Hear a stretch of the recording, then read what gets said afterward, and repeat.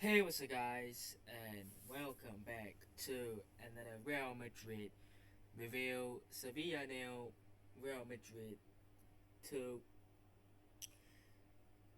Yeah, very. I wouldn't say boring. I wouldn't say meaningless. Although it was a game where nothing really mattered. Um,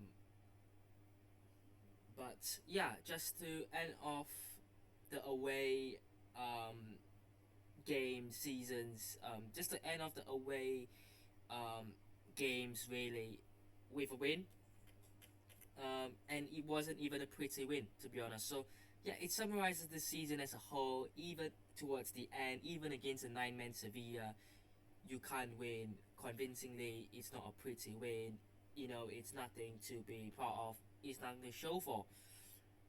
But ultimately, as we know, it's not important anymore. It doesn't matter, and we just have to look forward to the new season.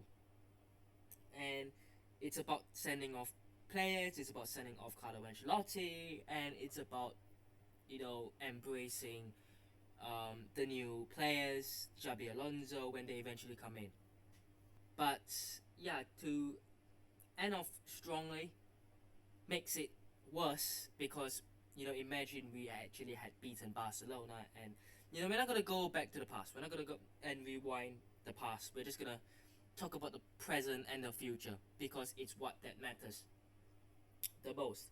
This game was actually pretty boring, to be honest, and yeah, I mean, I did spend the first 45 minutes watching it, and after 45 minutes, you know what? I just thought it's a midnight game, and I'm not gonna spend my nighttime watching this because it was a waste of time, to be honest, because it was boring, it was meaningless, and the team actually was playing pretty poorly. Um, and especially when it was up against 10 men for majority of the game, and then in the second half it was up against 9 men, and it took 75 minutes to score the opening goal. That sums up how the game went for Real Madrid. Like I said, ultimately a win is a win, and the 3 points is 3 points, but it doesn't really mean much. But yeah, let's talk about the goals. It's gonna be a really short review. It's gonna be a few minutes long because I don't have much to talk about this game. Let's talk about the first goal. Really good pass from who made the pass to Mbappe actually. Let me just have a check. It was Modric. Of course, it was beautiful pass. Mbappe takes a touch and from outside the box scores a beautiful goal. Um, that surely means he will win the Golden Boot now, the Pichichi, and even the European Golden Boot.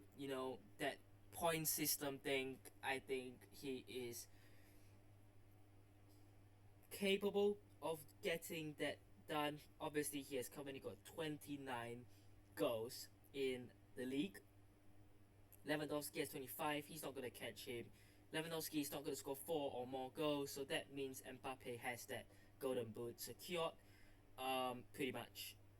And yeah, the second goal, another cross going to the far post, headed down by I think Gonzalo Garcia, and tapped in by Bellingham. People saying that Bellingham stole that goal. Look, I don't think Gonzalo Garcia's header was gonna go in anyway, so Bellingham just assured that he went in. Nothing personal, nothing big. It's not Jude Bellingham trying to stat pad.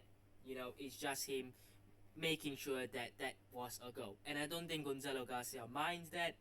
Obviously, for a young player, you want to score goals, but I don't think he's sitting there, upset, devastated that he didn't get that goal.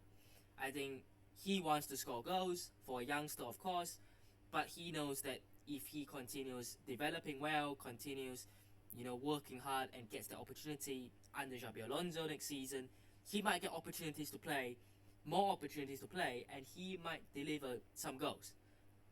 He has obviously scored a big goal already this season in the Copa del Rey, so it's about that development. Bellingham scoring, I'm happy for him. Obviously, news came out that after the season, after the Club World Cup, I think he will be going for a shoulder surgery, if I'm not wrong. I don't want to misquote things, but I think something like that. We know he has been suffering from that for a long time now, and he has been playing through the pain. He has been getting frustrated because he has been playing through the pain. So he will be out for about 3 months, which would mean that he will miss preseason and the start of the season, which means that he will have to gradually come back and get his spot back. But um, yeah, apart from that, 2 red cards. Bade's red card early on, pull off the shirt, basically 1v1, definitely a red. The second one, Isaac Romero, went for a 50-50 ball, didn't even get the ball. His foot was high on um, Schwamine's shin, basically. Um, so, yeah, definitely um,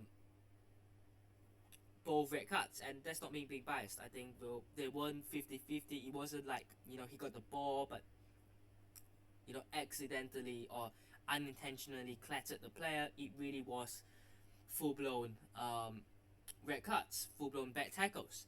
So what that means is it means nothing, and we move on. We move on with life. And this is gonna be one of the shorter reviews I've made, really, because like I said, there isn't really much to talk about.